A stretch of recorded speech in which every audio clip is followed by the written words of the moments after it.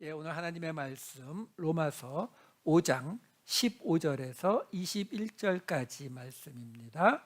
로마서 5장 15절에서 21절까지 말씀 제가 읽어드리도록 하겠습니다.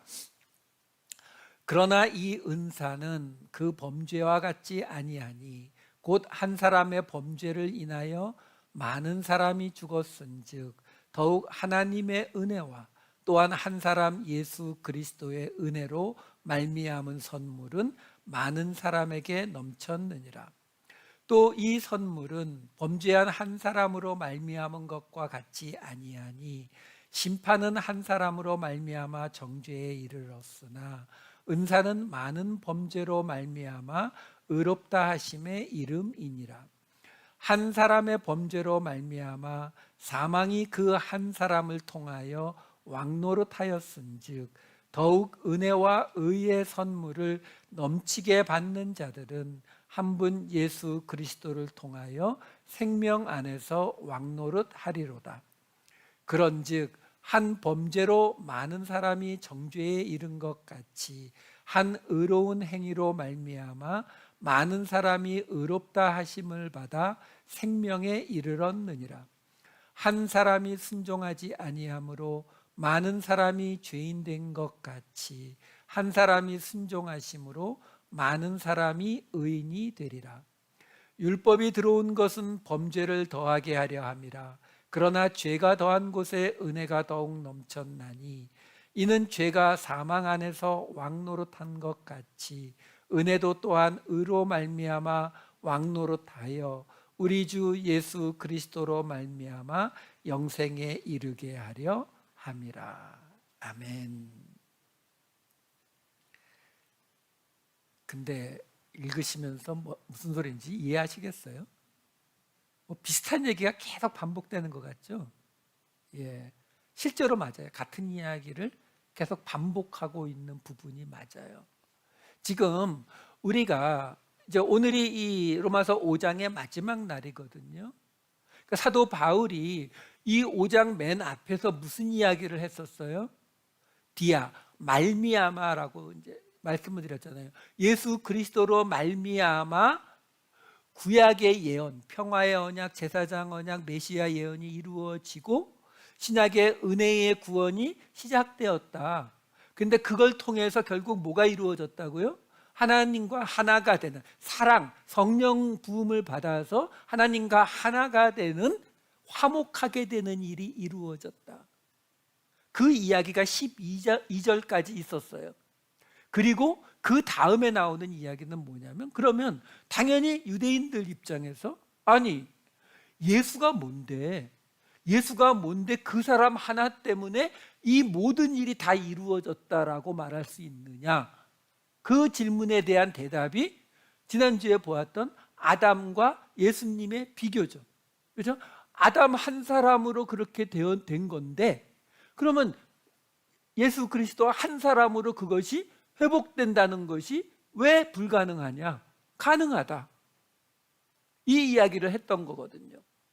그 이야기가 지난주 이야기가 있었다면 그러면 지금 지난주 이야기 중에서 15절부터 다시 한번 볼게요. 정확히는 12절부터 먼저 봐야 되니까 5장 12절에 이렇게 됐었어요. 그러므로 한 사람으로 말미암아 죄가 세상에 들어오고 죄로 말미암아 사망이 들어왔나니 이와 같이 모든 사람이 죄를 지었으므로 사망이 모든 사람에게 이르렀느니라. 이렇게 시작이 됐었거든요. 한 사람 아담으로 말미암아서 죄가 세상에 들어오고 그 죄로 사망이 들어와서 모든 사람이 죽게 되었다. 이 이야기였거든요. 사실 근데 이 이야기는 14절까지를 같이 보셔야 돼요. 14절까지를 보시게 되면은 그 다음에 13절 율법 있기 전에 있었고 이야기 쭉 한 다음에 맨 끝에 뭐가 나오냐면 14절 맨 끝에 보면은 사망이 왕노릇하였나니 아담은 오실자의 모형이라 이렇게 나와요. 그러니까 지금 12절부터 14절까지는 어떻게 해서 아담이 지금 망가져 있는 하나님과의 이 모든 관계들이 예수님 한 사람으로 회복될 수 있는가를 설명하는 서론이에요.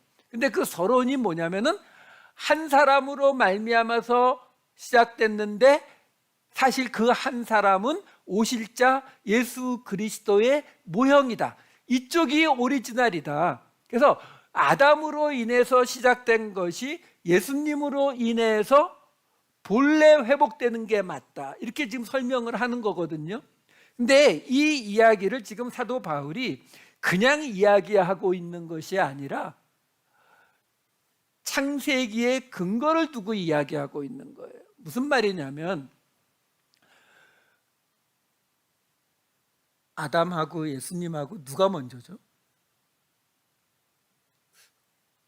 예수님이 하나님이시니까 먼저 계셨겠죠. 그렇죠? 근데 성경에는 아담이 먼저 등장하잖아요. 그렇죠? 아담이 등장하고 그리고 여자가 등장하고 선악과 따먹고 예수님은 언제 오신다고 나오죠? 이 단순한 이 순서가 중요한 거예요. 창세기 3장 6절 15절 19절 볼게요. 6절이 뭐냐면 선악과를 따먹었다라는 얘기예요. 15절에 하나님이 여자의 후손이 올 것을 얘기하시고 19절에 가서 흙으로 돌아갈 것, 곧 죄로 인해서 죽게 될 것을 이야기한다고요.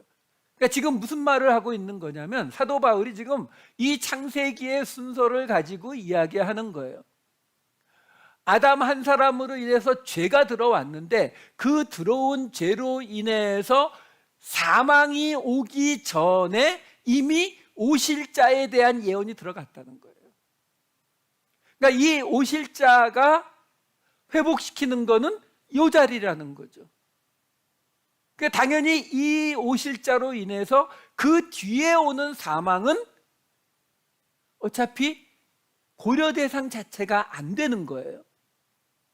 그래서 성경이 죽지 않는다는 말을 자꾸 하는 거예요.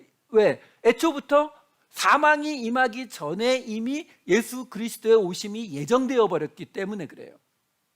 그러니까 이 창세기의 이 이야기를 가지고 사도 바울이 이 아담과 예수 그리스도의 이 관계를 설명하려고 하고 있다는 것을 일단 알고 계세요. 자, 그러면 이제 14절까지 봤으니까 15절을 좀 볼게요. 5장 15절에 이렇게 이어집니다. 그러나 이 은사는 그 범죄와 같지 아니하니 곧 한 사람의 범죄를 인하여 많은 사람이 죽었은즉 더욱 하나님의 은혜와 또한 한 사람 예수 그리스도의 은혜로 말미암은 선물은 많은 사람에게 넘쳤느니라. 여기서부터 이 15절부터 19절 사이를 보시게 되면은 읽을 때 여러분 죄라는 단어가 있고 범죄라는 단어가 있어요. 이게 헬라어로 다른 단어를 쓰기 때문에 번역을 그렇게 해놓은 거거든요. 그러니까 죄라고 번역되는 것은 우리가 말하고 있는 하마르티아, 관역을 벗어나다는 그 기본적인 죄를 말하고 있다면 여기 범죄라고 번역되는 단어는 파랍토마, 파라바시스라는 두 단어예요. 두 가지 단어가 파라바시스 한 번밖에 안 나오고 파랍토마가 여러 번 나와요. 그러니까 사도 바울이 이 두 단어를 구별해서 말하고 있다라는 것만 일단 참고로 알아두시고요. 자, 이 5장 15절부터 19절까지는 사실은 샌드위치 구조로 돼 있어요. 그러니까 5장 15절과 19절이 같은 이야기, 16절과 18절이 같은 이야기, 가장 중요한 건 가운데 17절 이렇게 되는 거거든요. 그러면 5장 15절과 19절을 같이 보시면은 이 은사는 범죄와 같지 아니하니 곧 한 사람의 범죄를 인하여 많은 사람이 죽었은즉 더욱 하나님의 은혜와 또한 한 사람 예수 그리스도의 은혜로 말미암은 선물은 많은 사람에게 넘쳤느니라. 한 사람이 순종하지 아니함으로 많은 사람이 죄인 된 것 같이 한 사람이 순종함으로 많은 사람이 의인이 되리라. 지금 색깔로 표시해 놨잖아요. 이게 헬라어로도 똑같은 거거든요. 그래서 사도 바울이 의도적으로 둘을 매칭을 시키고 있는 거예요. 그러니까 이런 샌드위치 구조는 이렇게 해석하시면 돼요. 이 둘이 같은 이야기를 하고 있다라고 생각하시면 돼요. 그러니까 15절과 19절은 무슨 이야기를 하고 있는 거예요? 한 사람으로 많은 사람이 죽고 한 사람으로 많은 사람이 선물을 받았고 한 사람으로 많은 사람이 죄인이 되고 한 사람이 많은 사람을 의인으로 만들었다. 이 이야기예요. 그러니까 결국 한 사람으로 인해서 많은 사람이 죽거나 죄인 됐고 한 사람으로 인해서 의로워졌다. 이게 맨 껍데기예요. 그럼 그 안에 있는 16절과 18절을 보시게 되면은 범죄한 한 사람으로 말미암은 것처럼 정죄에 이르렀고 의롭다 하심에 이르렀다. 한 범죄로 정죄에 이른 것 같이 의롭다 하심을 이루었다. 그러니까 두 번째 껍데기도 사실은 똑같아요. 말만 다르게 쓰고 있어요. 한 사람으로 정죄에 이르렀고 한 사람으로 의롭다 함이 되었다. 그러니까 지금 15절, 19절, 16절, 18절이 다 사도 바울은 무슨 이야기를 하고 있다고요? 한 사람으로 죽거나 정죄에 이르렀고 한 사람으로 의롭다함을 입었다. 이 얘기를 하고 있는 거예요. 그러면 그 결론이 바로 지난주에 보았던 한복판에 있는 5장 17절이 되는 거죠. 한 사람의 범죄로 말미암아 사망이 그 한 사람을 통하여 왕노릇하였은즉 더욱 은혜와 의의 선물을 넘치게 받는 자들은 한 분 예수 그리스도를 통하여 생명 안에서 왕노릇하리로다. 여기서 지금 나오는 이야기가 여기서도 지금 똑같이 한 사람의 범죄로 사망, 그러면 한 분 예수 그리스도를 통해서 생명 안에서 왕노릇, 지금 이렇게 이야기가 되어버리는 거거든요. 그럼 그 이야기가 결국 무슨 이야기예요? 지금 이 15절부터 19절까지의 모든 이야기는 한 사람으로 말미암아 죄인 되고 정죄받고 죽음 당하고 한 사람으로 말미암아 의로워져서 생명을 갖게 된다. 근데 그걸 뭐라고 표현하고 있냐면 생명 안에서 왕노릇하는 자, 이렇게 지금 되는 거거든요. 이게 결론이라고요. 그러면 결국 무슨 말이냐면 지금 이 17절을 보시게 되면은 한 사람을 통해 사망이 왕노릇했는데 그러면 예수 그리스도를 통해 무슨 일이, 누구에게? 은혜와 의의 선물을 넘치게 받는 자, 우리죠, 성도들. 그 성도들은 예수 그리스도를 통해서 생명 안에서 왕노릇하게 되었다라는 거거든요. 자, 그러면 이걸 지금 쭉 모아보면 무슨 이야기가 되는 거냐면, 왜? 지금 이 이야기는 사도 바울이 뭘 설명하려고 한 거라고요? 지지난주에 있었던 예수 그리스도로 말미암아서 구약의 평화의 언약, 제사장 언약, 메시아 예언이 이루어지고 은혜의 구원이 이루어져서 하나님의 사랑, 성령 부음을 받아 하나님과 하나가 되어 화목하게 되는 이 전체의 근거를 지금 설명하는 거거든요. 그러니까 아담으로 인해서 망가진 것을 예수 그리스도 한 사람으로 인해서 이걸 다 회복시킨다. 그게 앞에 있었던 이야기라고요. 그러면 그걸 회복시키는 그걸 이야기하는데 한마디로 뭐라고 말하냐면은 은혜와 의의 선물을 넘치게 받았다. 우리잖아요. 우리가 은혜와 의의 선물을 넘치게 받은 우리는 어떤 사람이에요? 그게 나왔던 이야기잖아요. 그 구약의 언약이 이루어지고 은혜의 구원이 이루어져서 성령을 받아서 하나님과 화목하게 된 우리, 그렇죠? 근데 그 우리가, 이건 그러니까 쉽게 말하면 그 선물을 받은 우리는 쉽게 말하면 우리의 신분을 말하는 거죠. 우리가 이렇게 바뀌었다라는 거예요. 우리가 이 언약이 이루어지고 은혜를 통해서 우리가 하나님과 화목하게 하나가 되었다, 신분이 바뀌었다, 여기까지인데, 그럼 그 다음이 뭐냐면 생명 안에서 왕노릇할 것이다 라는 거예요. 그럼 생명 안에서 왕노릇, 이거는 신분이 아니잖아요. 우리가 뭔가를 한다는 거잖아요, 그렇죠? 그 뭔가를 한다는 건 뭘 뜻해요? 직분이죠. 그럼 우리 지지난주에 나왔었잖아요. 고린도 후서를 제가 인용해서 말씀드렸죠. 어떤 직분이라고요? 화목하게 하는 직분. 제사장 직분이 우리에게 주어진 거라고 말씀드렸잖아요, 그렇죠? 자, 문제는 지금 우리가 구원받은 게 맞아요. 구원받은 게 맞으니까 우리의 신분으로 생명 안에서 이거는 이해가 된다고요. 왜? 죽음에서 구원받았으니까 우리가 생명 안에 있다, 이거는 이해가 되는데 생명 안에서 왕노릇한다의 의미가 화목의 직분, 제사장 직분을 맡았다라는 거라고요. 왜요? 이게 어떻게 매치가 되는 거죠? 화목의 직분이라고 하는 게 뭐예요? 지금 이야기가 결국 무슨 이야기예요? 사망이 왕노릇하는 그 자리에서 이제 벗어나서 내 인생을 너 이렇게 하면은 까불면 죽어, 이 협박에 무서워서 내 인생에 어떤 죽음이 임할까봐, 질병이 임할까봐, 무슨 멸망이 있을까봐 그게 두려워서 죄가 시키는 대로 끌려다니던 그 모습에서 우리가 벗어나는 거잖아요. 벗어나서 생명 안에서 왕노릇하는 건데, 그 생명 안에서 왕노릇한다라고 하는 것을 지금 뭐라고 설명하고 있는 거냐면 화목의 직분, 제사장 직분이다라고 연결을 시켜주고 있는 거예요. 그럼 그게 왜 필요해요? 제사장 직분이니까요. 제사장 직분이 본래 뭐예요? 본래는 안 그래서 그렇지, 본래는 다른 사람의 죄를 가지고 그 피를 받아서 하나님 앞에 가서 그 제단불에 뿌릴 때 하나님이 안 받아주시면 내가 죽는 거잖아요. 그렇죠?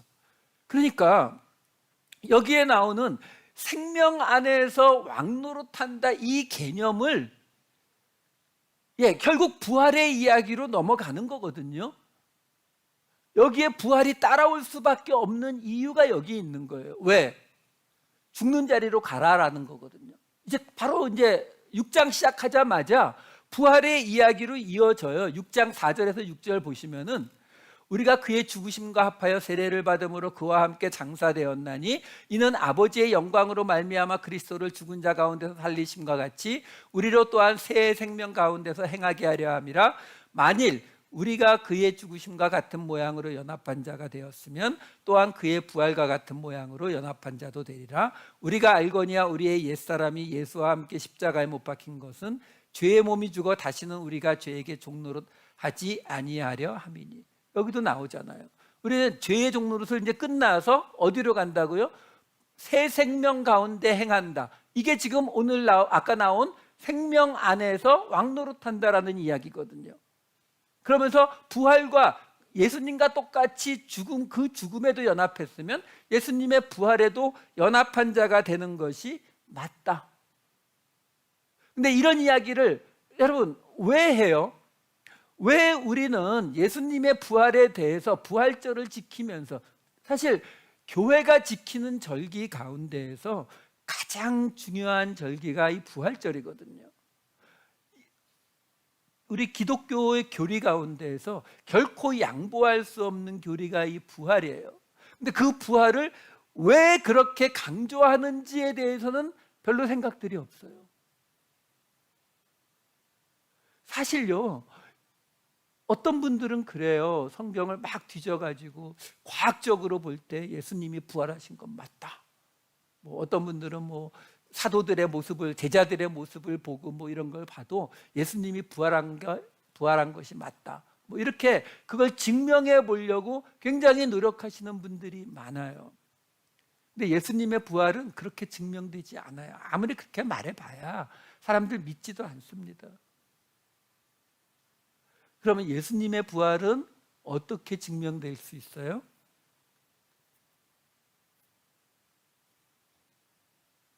고린도후서 5장 18, 19절 보여드릴게요. 모든 것이 하나님께로서 났으며 그가 그리스도로 말미암아 우리를 자기와 화목하게 하시고 또 우리에게 화목하게 하는 직분을 주셨으니 곧 하나님께서 그리스도 안에 계시사 세상을 자기와 화목하게 하시며 그들의 죄를 그들에게 돌리지 아니하시고 화목하게 하는 말씀을 우리에게 부탁하셨느니라. 여기에 하나님과 우리가 화목하지 못하는 가장 근본적인 이유가 우리의 죄인데 그 죄를 우리에게 안 돌리셨대잖아요. 그럼 죄의 문제를 하나님이 어떻게 해결하셨다는 거예요? 그리스도 안에 계시사 예수님한테 다 떠넘겼다는 거거든요. 결국 무슨 이야기예요? 화목하게 하는 직분, 제사장 직분은 예수 그리스도의 죽음을 전제로 하고 있는 이야기예요. 그러니까 부활이라고 하는 것은 죽음을 전제로 한다고요. 이게 우리가 지지난주에 봤던 5장 10절에도 똑같이 나와요. 5장 10절 보시면 우리가 원수 되었을 때에 그의 아들의 죽으심으로 말미암아 하나님과 화목하게 되었은즉 화목하게 된 자로서는 더욱 그의 살아나심으로 말미암아 구원을 받을 것이라. 아들의 죽음이 있어야 하나님과의 화목이 이루어진다고요. 그러면 근데 아까 고린도후서에 나왔잖아요. 우리가 그 화목하게 하는 직분을 받았다면서요. 근데 그 직분이 우리가 생명 안에서 왕노릇하는 직분이라는 거거든요. 그 생명 안에서 왕노릇하는 게 누굴 다스린다는 것이 아니라 우리가 죽음에 휘둘리지 않는, 두려워서 죽음에 끌려다니지 않는 모습을 말하고 있는 거예요. 왜? 하나님이 우리에게 죽으라고 하는 거거든요. 그게 화목의 직분이라니까요. 제사장 직분이라니까요. 죽을 수 있어야 되는 거예요. 죽을 수 있어야. 왜?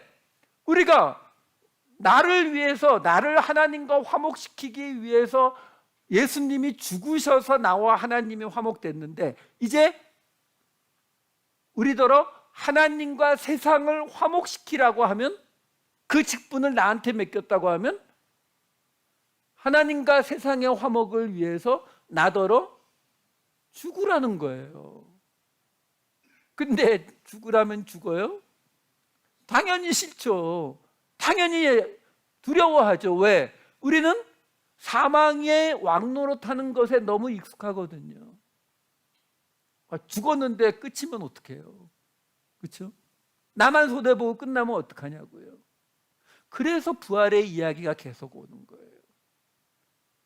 다시 살아날 것이다. 못 믿겠는데요. 그러니까 그래? 내가 먼저 시범 보여줄게. 그게 예수님의 부활인 거거든요.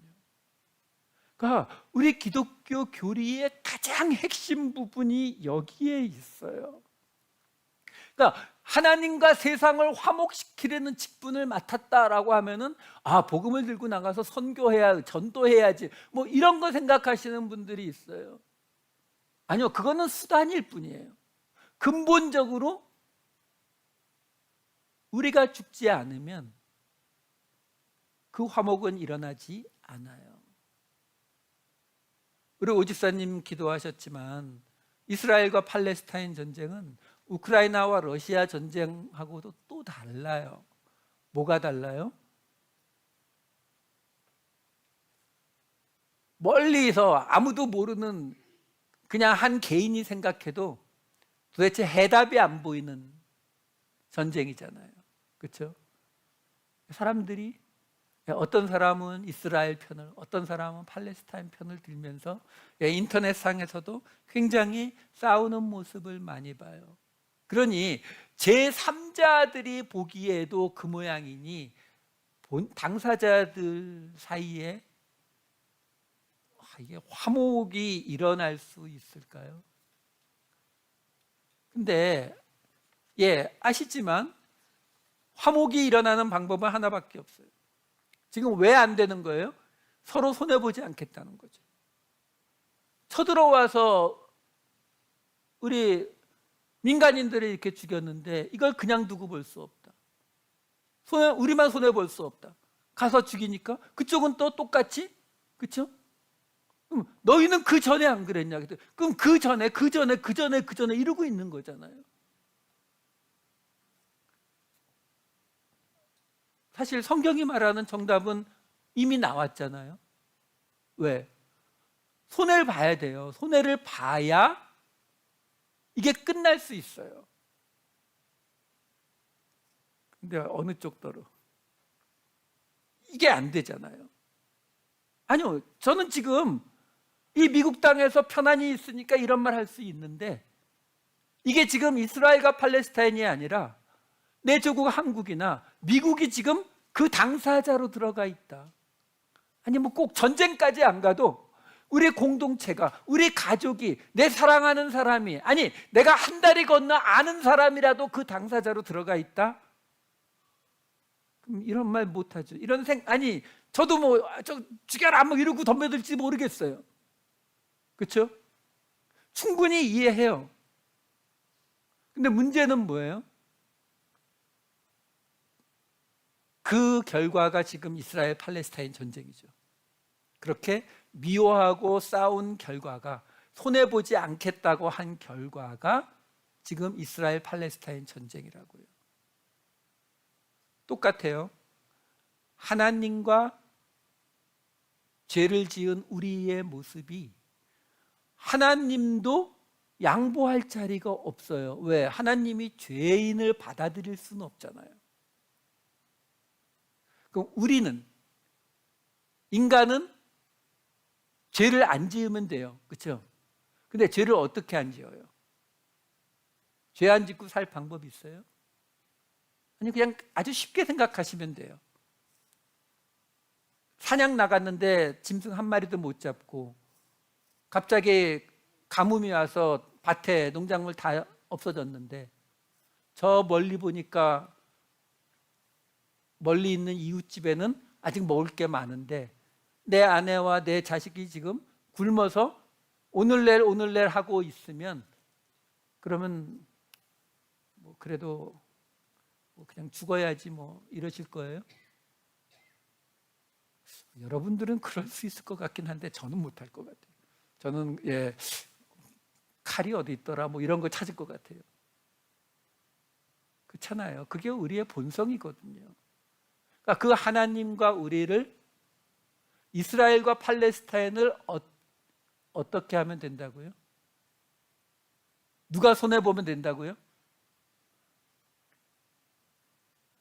우리요, 우리. 화목하게 하는 직분은 우리가 맡은 거예요. 이스라엘이나 팔레스타인이 아니라 우리가 맡은 거라고요. 하나님과 우리 사이의 불화 때문에, 쉽게 말씀드리면 엠원 예수님이 죽으셔야 이 둘이 화목이 이루어진 것처럼, 이스라엘과 팔레스타인을 놓고 어느 쪽이 잘했는지 못했는지가 아니에요. 우리가 할 수 있는 건 뭐예요? 그냥 기도는 당연히 해야 되는 거고요. 기도만으로 끝나는 게 아니죠. 그곳에서 죽임당하고 아프고 먹을 거 없는 그 사람들 쪽에서 그냥 도와주면 돼요. 둘이 막 싸우는데 그 와중에 다친 사람이 있으면 고쳐주고, 이쪽에 다친 사람이 있으면 또 고쳐주고, 이쪽에 죽은 사람이 있으면 위로해주고. 이게 안 될 거라고 생각하시는 분들이 은근히 많아요. 어떻게 그럴 수 있느냐? 아니 근데 의사가 전쟁이 났는데 이쪽 부상병이든 저쪽 부상병이든 가리지 않고 치료해 주는 건 당연하다고 생각하죠.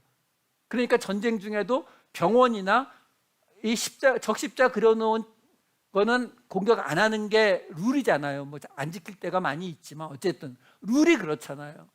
그러니까 의사는 부상자들이 네 편 내 편 가리지 않고 의사는 둘 다 치료해 주는 게 당연하다고 생각하면서,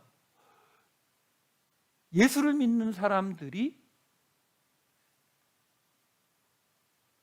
양쪽을 다 불쌍히 여기고 양쪽을 다 돕겠다, 가난하고 지금 힘들어지고 다치고 이런 사람들을 위로하는 거는 안 된다고 생각하는 분들이 많아요. 그것보다 먼저 이스라엘 편인지 팔레스타인 편인지를 먼저 결정을 하라고 요구하시는 분들도 많아요. 아니라니까요.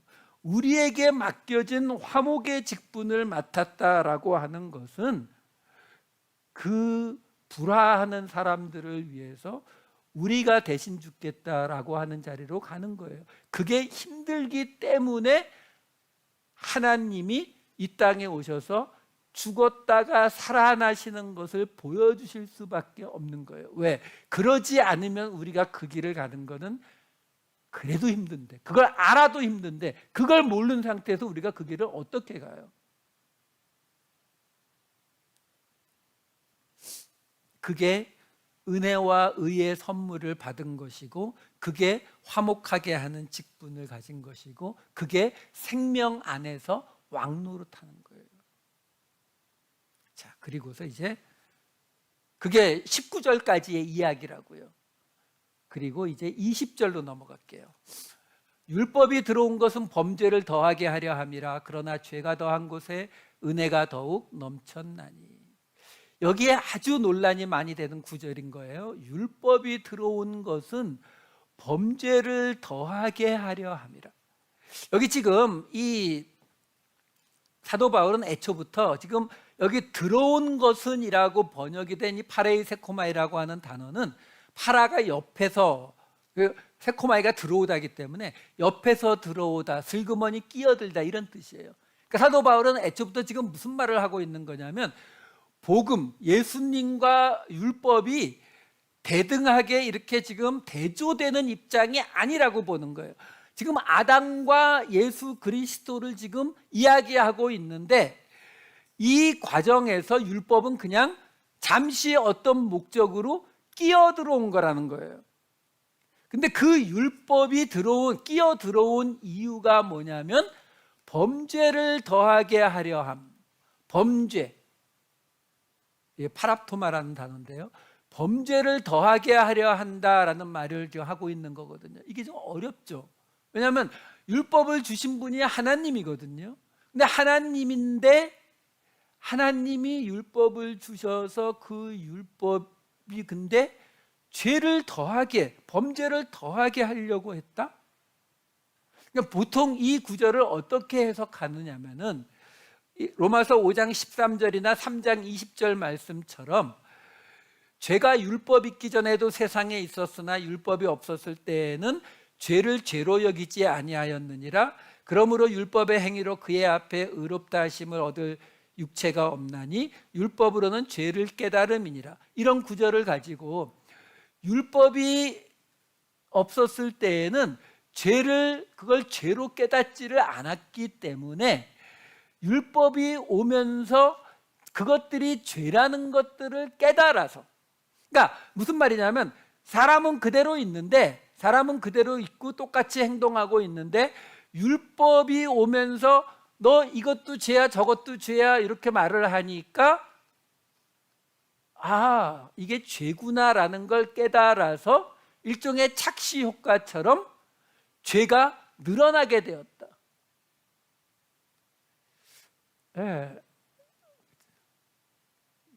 정확히 그 의미가 좀 그래요. 그러니까 죄 자체가 늘어났다는 얘기가 아니잖아요. 그러면은 죄 자체가 늘어난 게 아니라 죄는 똑같이 있는데 깨달은 만큼 그 죄의 목록이 늘어났다 이렇게 되어버리거든요. 근데 그렇게 보기에는 율법이 들어온 것은 범죄를 더하게 하는 이유, 요 말을 설명하기에는 조금 모자란다라는 거죠. 이것에 대한 설명이 로마서 7장에 나와요. 로마서 7장 7절부터 12절까지에 나오는데 그거는 나중에 7장을 할 때 다 설명을 하기로 하고 그 중에 7절하고 8절만 보여드릴게요. 그런즉 우리가 무슨 말을 하리요? 율법이 죄냐? 그럴 수 없느니라. 율법으로 말미암지 않고는 내가 죄를 알지 못하였으니 곧 율법이 탐내지 말라 하지 아니하였더라면 내가 탐심을 알지 못하였으리라. 그러나 죄가 기회를 타서 계명으로 말미암아 내 속에서 온갖 탐심을 이루었나니 이는 율법이 없으면 죄가 죽은 것임이라. 자, 이 로마서 7장 7절에서 12절까지에 이르는 이 대목도 사실 쉽지는 않아요. 하지만 더 길게 설명했기 때문에 여기가 이해할 수 있는 여지가 있거든요. 문제는 이 구절도 7절과 12절이 같은 이야기를 하고 있어요. 7절과 12절을 같이 보시면은 금방 보셨듯이 7절에 율법이 죄냐? 그럴 수 없다라고 시작을 하고 12절에 율법은 거룩하고 계명도 거룩하고 의로움에 선하도다 이렇게 나와버려요. 자, 그러니까 무슨 이야기냐면은 지금 사도 바울이 율법은 거룩하고 선하고 의롭다. 근데 여기 계명이란 말을 쓰고 있죠. 율법은 노모스, 우리가 말하는 또는 법, 규례 이런 뜻이면은 이 계명이라고 지금 번역되어 있는 단어들은 엔톨레라고 하는 단어라서 이거는 명령하다에서 온 명사예요. 그래서 명령이니까 역시 규례, 계명의 뜻을 갖고 있어요. 사도 바울이 지금 이 두 단어를 막 여기서 섞었습니다. 어쨌든 이 로마서 7장 7절에서 12절도 힘든 이유가 뭐냐면 그 안에 있는 이야기는 아까 보았던 것처럼 율법이 있기 전에는 죄를 잘 깨닫지 못했다가 율법이 와서 죄가 생겨난 것 같은 뉘앙스로 비슷하게 이야기를 하거든요. 근데 앞뒤에 사도 바울이 무슨 얘기를 하고 있다고요? 율법은 죄가 아니라 율법은 거룩하고 의롭고 선한 거라고. 그러니까 이 말과 이 이야기가 잘 연결이 안 되는 거예요. 자, 이 7절 8절 말씀을 한 번만 다시 보여주세요. 여기 보시게 되면은 무슨 이야기가 지금 등장하냐면 율법으로 말미암지 않고는 내가 죄를 알지 못하였으니 곧 율법이 탐내지 말라 하지 아니하였더라면 내가 탐심을 알지 못하였으리라. 그러나 죄가 기회를 타서 계명으로 말미암아 내 속에서 온갖 탐심을 이루었나니 이는 율법이 없으면 죄가 죽은 것임이라. 여기요, 지금 사도 바울이 갑자기 율법이 없었으면 내가 죄를 몰랐을 거야 라고 하면서 그 예로 드는 것이 탐심이에요. 지금 이 탐심이라고 번역이 된 단어가 그 유명한 에피디미아, 흔히 정욕, 욕정, 그 탐심 이렇게 번역이 되는 단어거든요. 자, 문제는 이런 데 있어요. 율법이 있기 전에는 우리가 죄가 죄인 줄 몰랐다. 그러면 율법이 있기 전에는 죄인 줄 몰랐으니까 죄를 지었을 때 벌을 받으면 돼요, 안 돼요? 안 되죠. 난 몰랐는데요. 아니 이게 예를 들어서 미국에 와서 운전하면서 뭐 시속 100마일로 달리다가 잡혀가지고 나 여기 65마일인지 몰랐는데요. 이거는 그래도 죄는 죄 맞아요. 왜? 본래 있었으니까. 그렇죠? 근데 지금 이건 그런 케이스가 아니라 아예 도로에 표지판도 없고 아무것도 없는 곳이에요. 달렸는데 과속이래요. 이거하고 똑같은 거잖아요. 그렇죠? 그럼 율법이 있기 전에는 죄가 아닌가요? 그러면 하나님은 노아의 홍수로 다 멸망시키시고 소돔과 고모라를 멸망시키셨는데 율법이 있기 한참 전인데요. 그러면 그게 죄라는 걸 말도 안 해주시고 그냥 하나님 마음에 안 드니까 뭔가 조금 이상하죠. 지금요, 이 로마서 7장 7절 8절에 사도 바울이 딱 집어 말한 게 뭐냐면 율법이 탐내지 말라고 하지 않았으면 내가 탐심을 알지 못했다라고 말해요. 이게 지금 어디 나오는 이야기예요? 이거 10계명의 10번째 계명에 나오는 거예요. 출애굽기 20장 17절. 내 이웃의 집을 탐내지 말라. 내 이웃의 아내나 그의 남종이나 그의 여종이나 그의 소나 그의 낙이나 무릇 내 이웃의 소유를 탐내지 말라. 이걸 지금 사도 바울이 인용하는 거예요. 이게 왜 지금 문제가 되냐면 여러분 생각해 보세요. 10계명 중에 이게 10번째거든요. 그럼 그 위에 뭐가 있어요? 뭐 하나님하고 안식일 교회 그 계명은 일단 제껴놓고 그냥 쉽게 비교할 수 있는 거. 부모 공경하고 그다음에 도둑질하지 말고 간음하지 말고 살인하지 말고 뭐 하나가 또 빠진 거. 하여간 그것들이 있잖아요. 근데 사도 바울이 그건 예를 안 들고 10번째 계명. 설교 준비하면서 찾아보다 보니까 어떤 목사님은 아주 확실하게 이게 10번째 마지막 계명을 예로 든 거는 모든 걸 다 대표하는 거라고. 뭐 그럴 수도 있죠.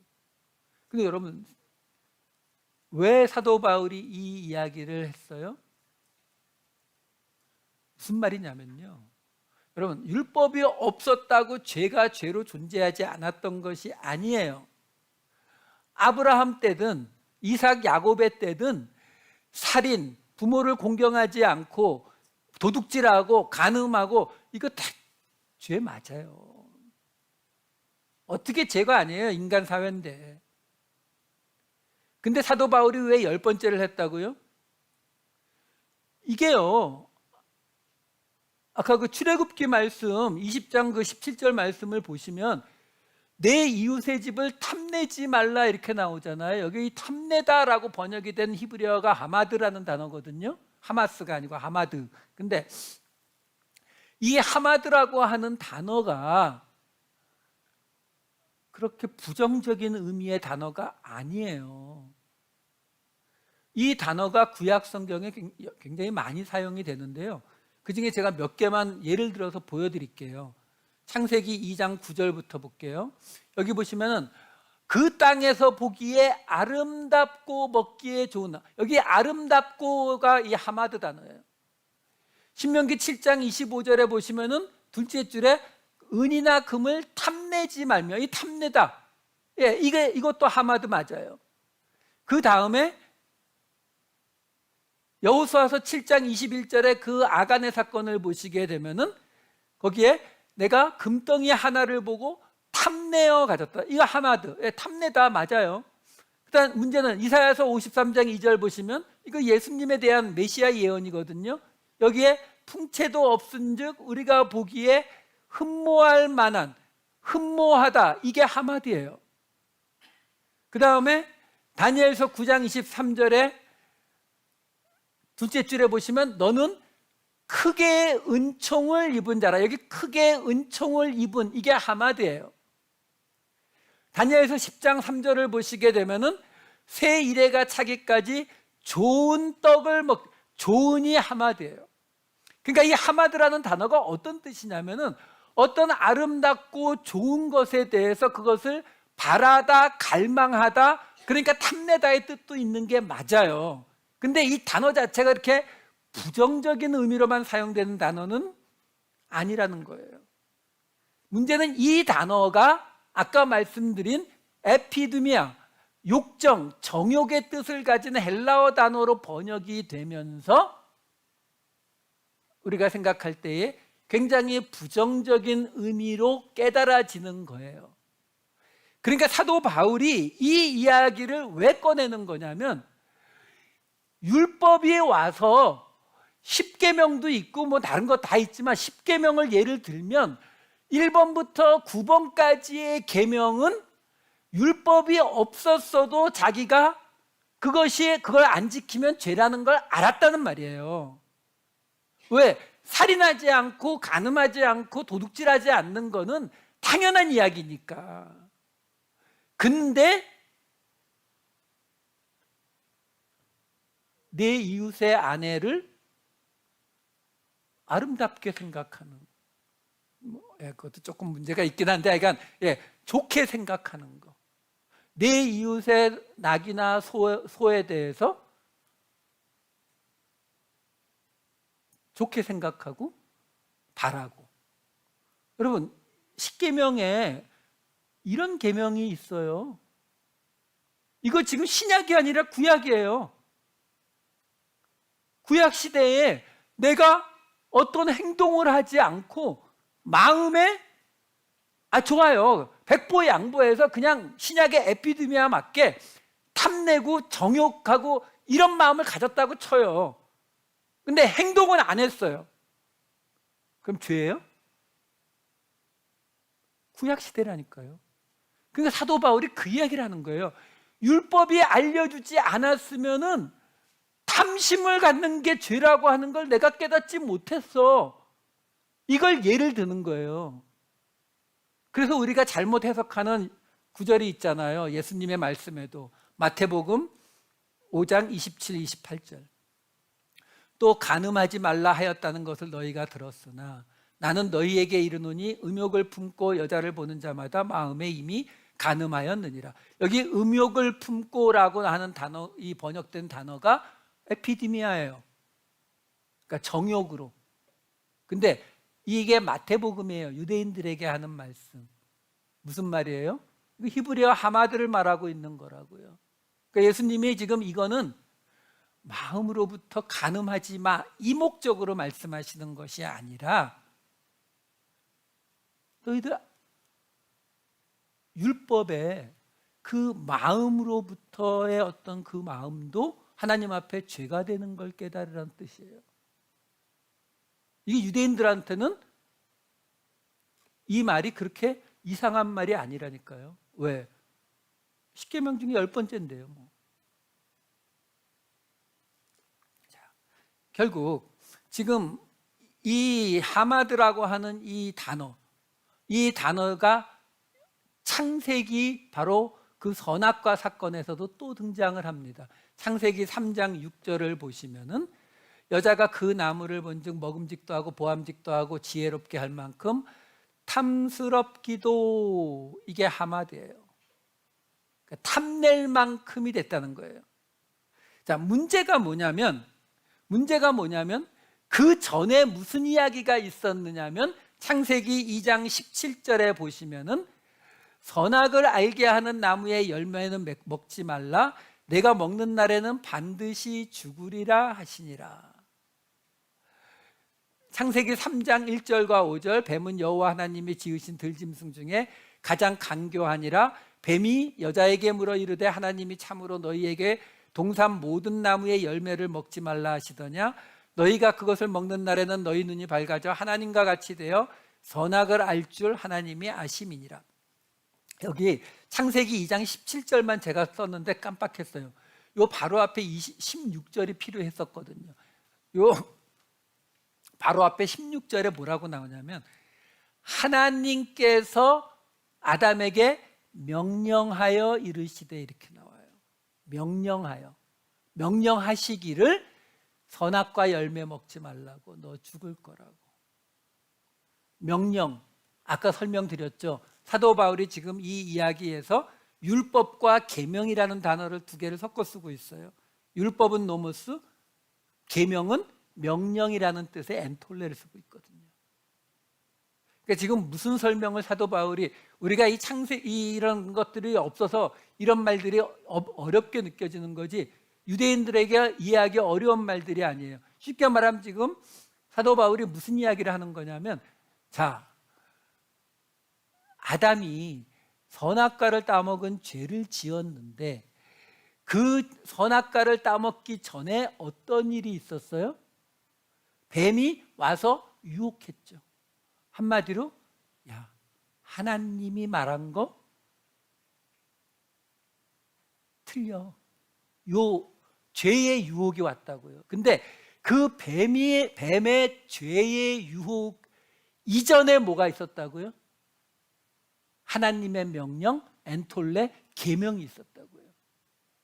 자, 정리해 보자고요. 무슨 말이냐면 지금 사도 바울은 이 창세기 사건을 가지고 뭐라고 하냐면 율법이 있기 전에 죄가 있었느냐 없었느냐 이 설명을 하면서, 근데 죄가 언제 들어왔느냐? 하나님의 계명, 명령이 있으니까 죄가 들어왔다라는 거예요. 하나님이 선악과를 따먹지 말라는 명령을 안 하셨으면 뱀이 와서 죄로 유혹할 근거가 없어진다는 거죠. 이 사건을 가지고 사도 바울이 이야기하는 거예요. 결국 그 명령, 계명이 주어져서 죄가 드러났다라는 거예요. 죄가 나타났다라는 거예요. 이 부분을 헷갈리시면 안 돼요. 그러니까 하나님의 율법, 하나님의 명령이 들어가니까 하나님이 죄를 만들으신 것이 아니라 여기서 지금 뱀으로 등장하는 이유가 뭐예요? 사탄으로 등장하는 이유가 뭐예요? 사탄이 하는 일이 뭐예요? 우리를 유혹하는 거잖아요. 그렇죠?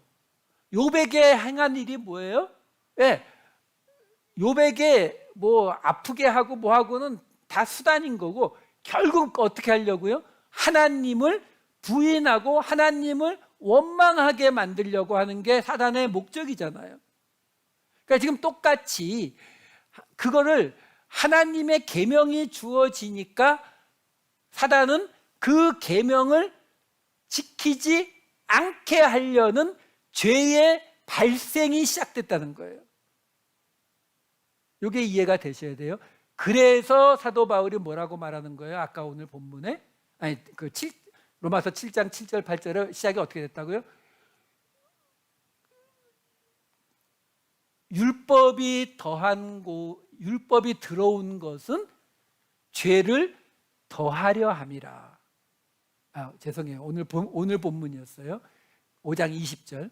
율법이 들어온 것은 범죄를 더하게 하려 함이라는 구절이 나오는 거예요. 왜? 쉽게 말씀드리면 이거예요. 하나님이 계명을 주시면 주실수록 인간은 그 계명에 대해서 끊임없이 죄를 만들어낸다는 거예요. 여러분, 굉장히 중요한 부분이에요. 뭐냐면 우리가 죄를 지으니까 우리는 자꾸 어떤 자리로 가려고 하냐면 사실은 내가 죄 지을 생각은 없었는데 상황이 지금 뭐 이래저래해서 또는 상황으로 도저히 변명이 안 되면 실수로 내가 죄를 지었다. 그러니까 우리는 그 죄의 책임에서 한 발 뒤로 싹 물러나서 사실은 이 죄인의 자리가 내 자리는 아닌데 이게 지금 상황이 어쩔 수 없이 지금 한 반발쯤 들어와 있는 것 뿐이에요. 나 본래 이 자리에 있을 사람 아니에요. 이렇게 말하고 있다고요. 근데 실제로는 우리가 애초부터 선악과를 따먹은 이유가 뭐예요? 하나님처럼 되려고요. 하나님처럼 되려니까 하나님이 우리에게 어떤 걸 명령하시면 우리는 디폴트가 뭐예요? 우리 사춘기 자녀들 보면은 뭐 이렇게 얘기하면은 노 소리부터 나오잖아요. 그게 디폴트가 되는 거예요.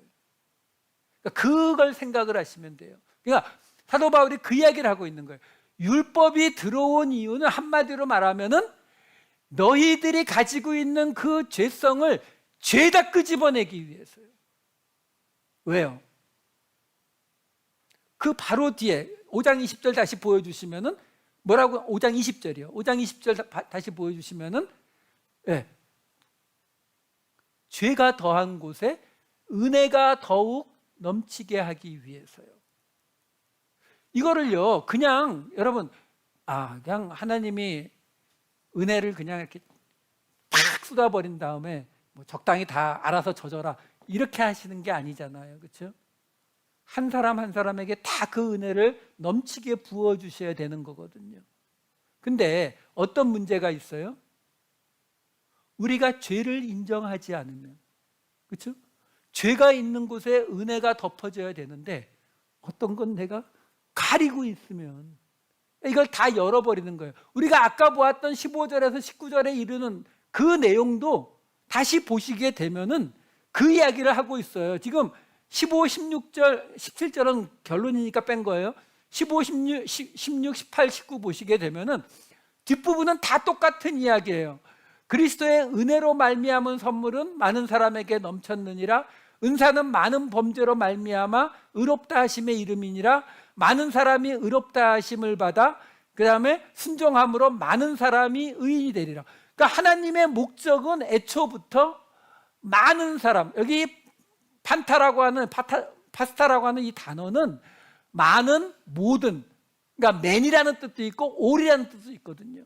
그러니까 하나님이 원하시는 것은 모든 자에게, 가능한 더 많은 사람들에게 이 하나님의 은혜가 부어지기를, 그래서 가능한 더 많은 사람들에게 모든 사람들이 의롭다함을 받기를 원하신다고요. 그렇기 때문에 하나님이 그 은혜가 부어지기 전에 우리의 모든 죄를 다 끄집어낼 필요가 있어요. 안 그러면 우리 어떻게 해요? 우리 그러잖아요. 도둑질하다 걸려도 우리 마음속에는 그 뉴스 보니까 뭐 한국에서 끔찍한 죄를 저지른 어떤 사람이 자기 그 뭐 몇 대 찬 것뿐인데 그걸로 뭐 십몇 년 징역 사는 건 억울하다라고 말했다 그래요. 그게 우리 인간의 본 모습이에요. 그러니까 우리가 도둑질을 하다가 현장에서 걸렸어도 우리는 뭐라 그래요? 마음속으로는 그럼 내가 뭐 강도를 한 것도 아니고 내가 살인을 저지른 것도 아닌데 우리는 이렇게 생각하잖아요. 나에 대해서는 끝없이 너그럽잖아요. 그러니까 하나님 입장에서 율법을, 계명을, 명령을 계속 던져줄 수밖에 없는 거예요. 왜? 그렇지 않으면 우리 안에 있는 죄가 다 드러나질 않으니까요. 죄가 드러나야 은혜로 덮을 수가 있잖아요. 속죄할 수가 있잖아요. 바로 그 이야기가 5장 20절의 이야기예요. 율법이 들어온 것은 범죄를 더하게 하려 함이라. 그런데 죄가 더하면 더할수록 가 더 넘쳤다.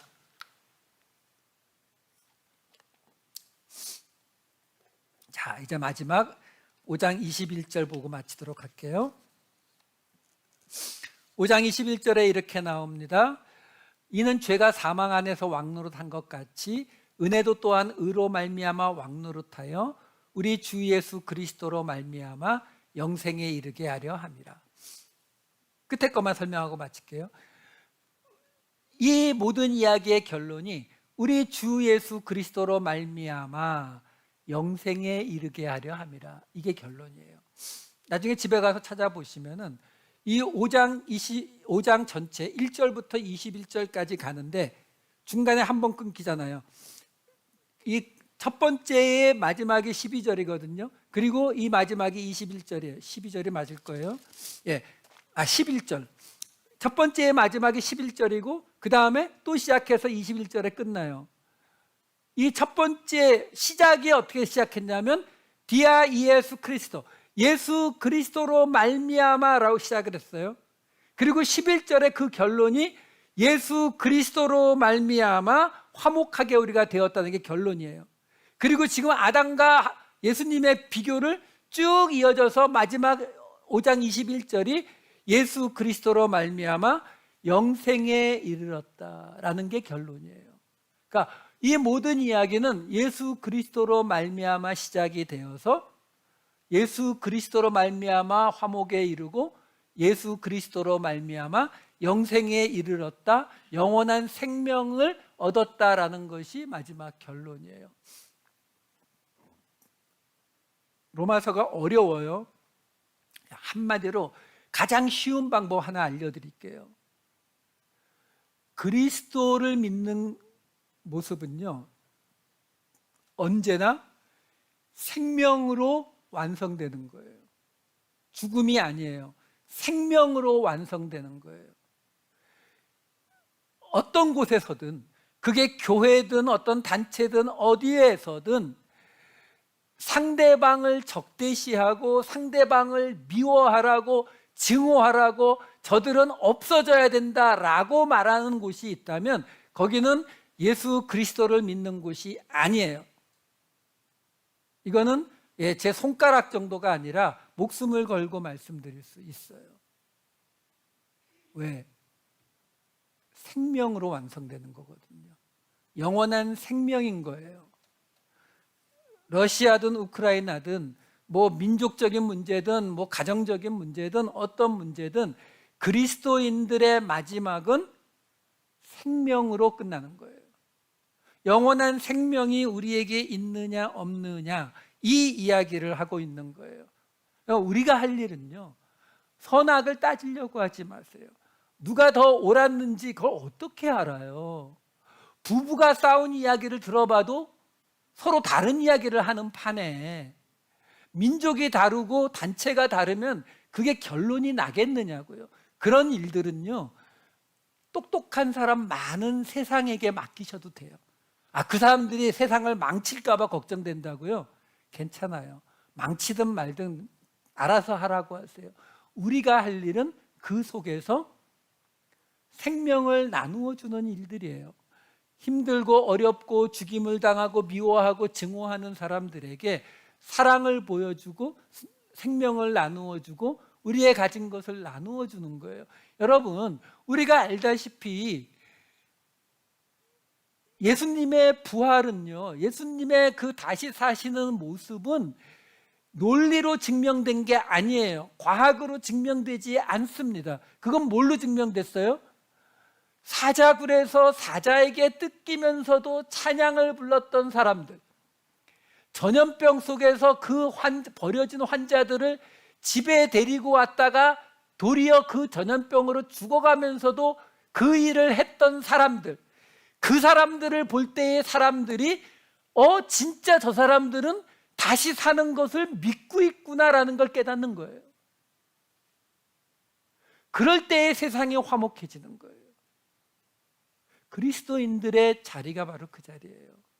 우리가 가는 곳은 미움과 배척이 아니라 사랑과 용서 그리고 생명을 나누어주는, 그게 예수님이 말씀하신 나를 믿는 자는 그 배에서 생수의 강이, 생명을 살리는 강이 흘러나오리라 하신 그 말씀입니다. 예수 그리스도로 말미암아 하나님과 화목하게 되셨으니 이제 예수 그리스도로 말미암아 영원한 생명을 이 아픈 세상과 아픈 이웃과 나누시는 저와 여러분 되시기를 우리 주님의 이름으로 축원합니다. 기도하시겠습니다. 사랑이 많으신 아버지 하나님, 그리스도인으로서 은혜와 의의 선물을 받은 자로서, 그리고 이제는 영원한 생명을 가진 자로 우리를 불러주셨음을 인하여 감사를 드립니다. 아버지 하나님, 저희의 믿음이 그 선물을 받은 자리에 머물지 않고 세상을 살리는 믿음, 세상과 하나님을 화목케 하는 믿음이 되게 하여 주시옵소서. 그래서 그리스도의 다시 살아나심이 우리가 가진 영원한 생명을 세상과 나눌 수 있는 결단으로 나타나게 하여 주시옵소서. 감사드리옵고 이 모든 말씀 우리 주 예수 그리스도의 이름으로 기도하옵나이다. 아멘.